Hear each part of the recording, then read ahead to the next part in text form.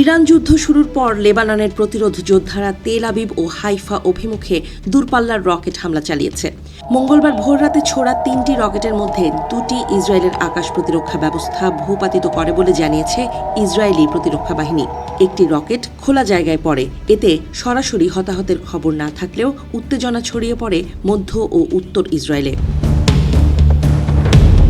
Israeli সেনাবাহিনী জানায়, একই দিনে উত্তরাঞ্চলে আরও কয়েক ডজন রকেট ও ড্রোন নিক্ষেপ করা হয়।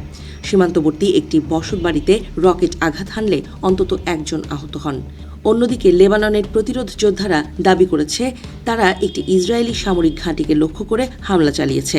দক্ষিণ লেবাননের কফর শুবা ও কফর কেলায় ইসরায়েলি ট্যাঙ্ককে হামলার দাবি করা হয়েছে।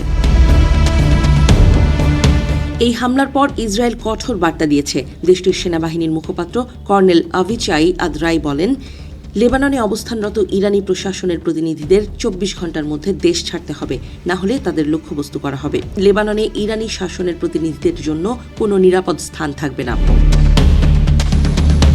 এদিকে ইসরায়েলি বিমান বাহিনী দক্ষিণ লেবানন জুড়ে ব্যাপক বিমান হামলা চালায়।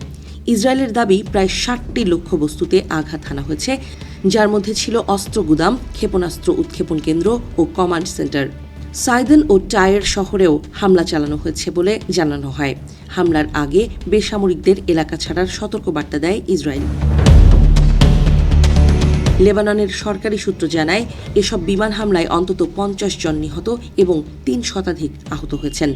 হাজার হাজার মানুষ ঘরবাড়ি ছেড়ে নিরাপদ আশ্রয়ে চলে গেছেন। রাজধানী বৈরুতের দক্ষিণ উপশহর দাহিয়ায় ধোঁয়ার কুণ্ডলী উঠতে দেখা যায়। ইসরায়েলের প্রধানমন্ত্রী বেনিয়ামিন নেতানিয়াহু পালমাচিম বিমান ঘাঁটি পরিদর্শনকালে বলেন, লেবাননের প্রতিরোধ যোদ্ধারা বড় ভুল করেছে।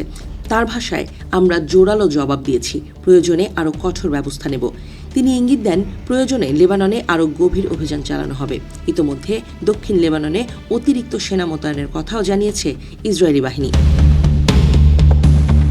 অন্যদিকে লেবাননের প্রেসিডেন্ট জোসেফ আউন জানিয়েছেন, লিতানি নদীর উত্তরের এলাকা থেকে রকেট ছোড়া হয়েছে, যা সীমান্তবর্তী নিয়ন্ত্রিত অঞ্চলের বাইরে।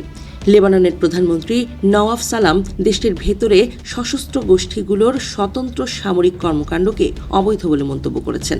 স্থানীয় গণমাধ্যমের খবর অনুযায়ী লেবাননের সেনাবাহিনী একটি চেকপয়েন্টে 12 জন সশস্ত্র সদস্যকে আটক করেছে। এদিকে সিরিয়া লেবানন সীমান্তে অতিরিক্ত সেনা ও রকেট ইউনিট মোতায়েন করেছে। সিরীয় কর্মকর্তারা বলছেন, চোরাচালান ও অনুপ্রবেশ ঠেকাতেই এই পদক্ষেপ। একই সঙ্গে ইসরায়েলি হামলা এড়াতে লেবাননে বসবাসরত হাজার হাজার সিরীয় নাগরিক সীমান্ত পেরিয়ে দেশে ফিরছেন। জাতিসংঘের শরণার্থী সংস্থার তথ্য অনুযায়ী একদিনেই 10,000-এরও বেশি মানুষ লেবানন থেকে সিরিয়ায় প্রবেশ করেছেন।